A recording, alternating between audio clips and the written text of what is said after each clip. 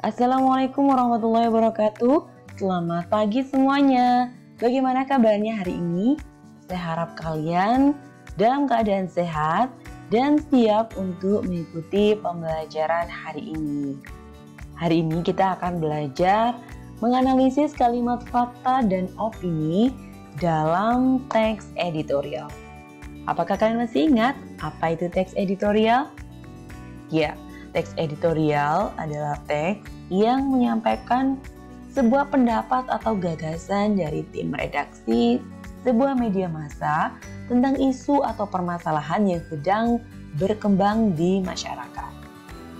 Nah, karena teks editorial itu berupa pendapat, maka di dalamnya akan banyak kita temukan fakta dan opini, karena posisi fakta dan opini di situ sebagai argumentasi atau pendukung dari tesis dalam sebuah teks editorial. Nah, lalu bagaimana cara menganalisis kalimat fakta dan opini dalam teks editorial? Simak video ini dengan baik ya. Langkah pertama, kita harus tahu terlebih dahulu apa perbedaan fakta dan opini. Fakta adalah hal, keadaan, peristiwa yang merupakan kenyataan dan benar-benar ada atau terjadi. Jadi, fakta ini kebenarannya tidak bisa diganggu-gugat. Memang benar-benar ada dan terjadi, bisa dipertanggungjawabkan. Sedangkan opini adalah hasil anggapan, pemikiran, pendapat, atau perkiraan orang, baik individu atau kelompok. Jadi, opini ini merupakan pendapat atau pikiran yang mana pikiran itu bisa jadi benar, bisa jadi tidak benar, tergantung dari pendapat tersebut. Nah, selanjutnya kita akan membahas ciri fakta. Ciri fakta yang pertama, memiliki data yang tepat dan akurat berupa bilangan statistik, tanggal, dan waktu kejadian. Jadi, fakta itu cirinya memiliki data yang akurat. Biasanya ada bilangan-bilangan statistik atau tanggal itu merupakan ciri yang akurat dan tidak bisa diganggu-gugat. Artinya memang benar-benar akurat. Berikutnya yang kedua, bersifat objektif.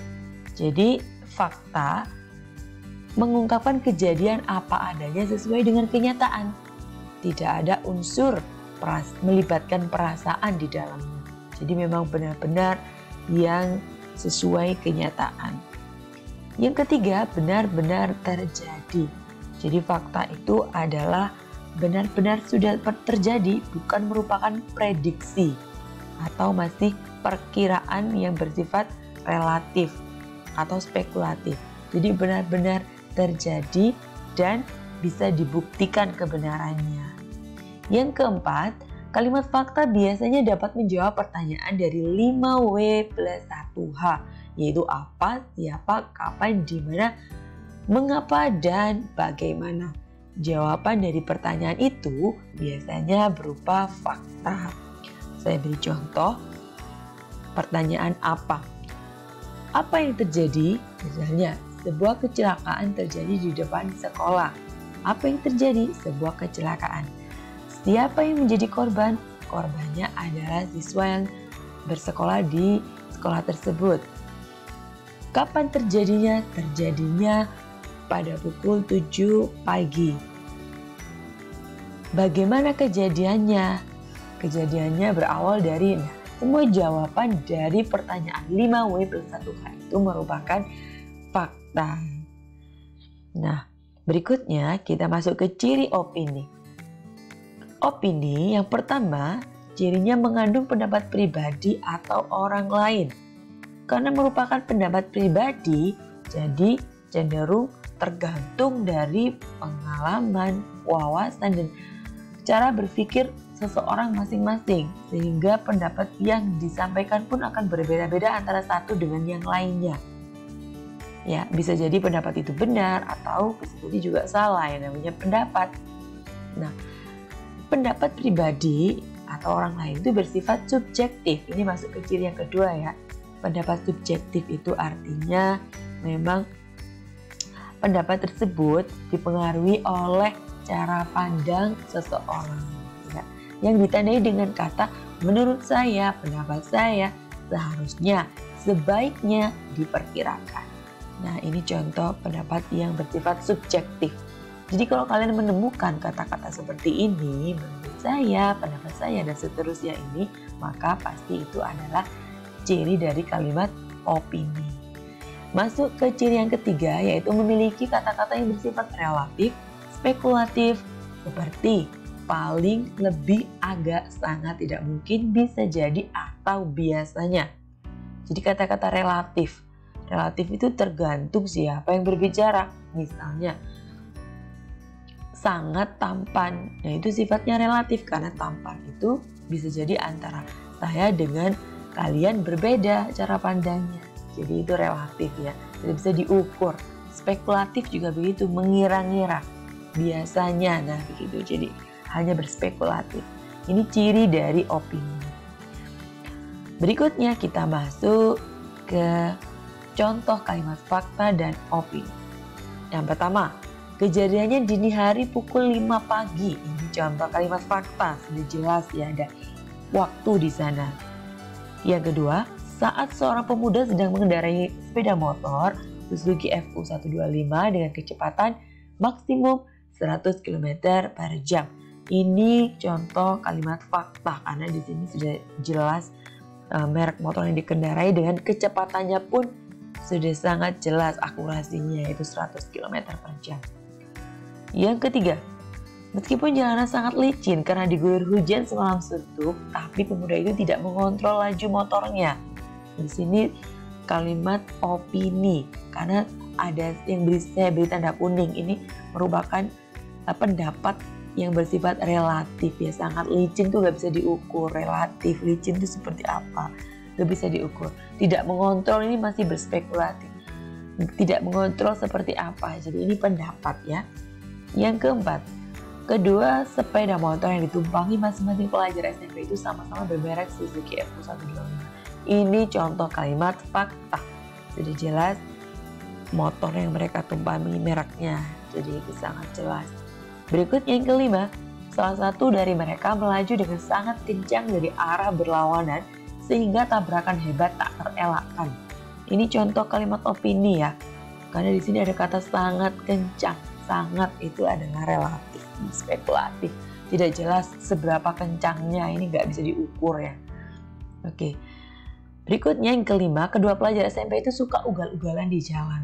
Suka ugal-ugalan ini juga jelas kalimat opini ya, karena itu bersifat relatif dan spekulatif, tidak jelas, nggak bisa diukur ya. Ini pendapat. Oke, berikutnya kita akan menganalisis kalimat fakta dan opini dalam teks editorial. Seperti apa caranya? Nah, kita harus cari ciri-ciri dari kalimat fakta dan opini yang ada dalam kalimat tersebut untuk bisa menentukannya ya. Yang pertama di sini ada sebuah teks editorial berjudul Bersama Atasi COVID-19. Saya beri tanda warna biru untuk opini dan tanda warna merah untuk kalimat fakta. Nah, ini kalimat ini kita baca dulu ya. Anggaran pemerintah untuk menghadapi wabah virus corona sangat kecil jika dibandingkan negara maju, sehingga efektivitasnya perlu dipastikan. Saya beri tanda warna biru karena ini merupakan kalimat opini. Sudah jelas di sini ada kata sangat kecil. Ini tidak bisa diukur ya. Kecilnya seberapa? Ini spekulatif dan relatif, sangat kecil. Perlu dipastikan. Ini bahasa-bahasa pendapat ya. Pendapat seseorang perlu dipastikan. Kalimat berikutnya, paket stimulus yang dialokasikan pemerintah 10,3 triliun atau 700 juta dolar AS, termasuk insentif fiskal, hibah kepada pemerintah daerah, dan dorongan untuk dana jaminan sosial. Insentif fiskal kedua sedang diformulasikan. Bandingkan dengan pemerintah Cina yang mengalokasikan 110,48 miliar yuan atau 16 miliar dolar AS per 4 Maret 2020. Jepang mengalokasikan pengeluaran tambahan 5 triliun yen atau 47 miliar dolar AS untuk meredam dampak COVID-19. Korea Selatan dan Singapura masing-masing mengalokasikan 9,9 miliar dolar AS dan 4,06 miliar dolar AS untuk membantu medis, bisnis, rumah tangga. Saya beri tanda warna merah karena ini masuk kalimat fakta. Di sini dijelaskan akurasinya sangat jelas. Di sini ada data statistik berapa miliar yang dialokasikan pemerintah Cina, Jepang, dan juga Amerika untuk meredam dampak COVID-19. Dan Korea dan Singapura juga, Korea Selatan ya. Nah, ini jelas kalimat fakta, ada data-data yang jelas. Sekarang kita masuk ke kalimat berikutnya. Anggaran Indonesia yang tak banyak itu akan semakin tidak efektif bila terlambat diserap atau dibelanjakan dan tidak tepat sasaran. Ini saya beri tanda warna biru karena masuk kalimat opini. Ada kata tidak efektif. Ini jelas kalimat pendapat ya. Kemudian ini juga karena itu terbitnya surat edaran dari Kementerian Dalam Negeri kepada seluruh pemerintah daerah agar mengendalikan dan mempercepat penyerapan anggaran untuk mengatasi wabah COVID-19 beserta dampak ikutannya berupa perlambatan pertumbuhan ekonomi adalah langkah tepat. Saya beri tanda warna kuning, ini merupakan ciri atau kata kunci dari kalimat opini. Ada agar, ini pendapat ya, langkah tepat. Nah ini juga bahasa pendapat. Berikutnya kita berharap, sudah jelas ini kata kunci dari kalimat opini ya, ada berharap. Kemudian kalimat yang saya beri tanda warna merah, pemerintah telah mengeluarkan protokol kesehatan untuk menghadapi COVID-19. Ini merupakan kalimat fakta. Ya. Yang kalimat terakhir, tanpa dukungan anggaran, protokol itu akan menjadi kertas belaka. Ini jelas kalimat opini, karena di sini ada kata akan menjadi kertas belaka, berupa prediksi atau pendapat seseorang. Nah, sudah jelas ya bagaimana cara menganalisis kalimat fakta dan opini dalam teks editorial. Lihat kata kuncinya dan tentukan mana yang pendapat, mana yang fakta. Baiklah anak-anak, terima kasih sudah menyimak video pembelajaran dengan baik. Mudah-mudahan kalian paham dan sampai jumpa di video pembelajaran selanjutnya. Tetap semangat belajar. Assalamualaikum warahmatullahi wabarakatuh.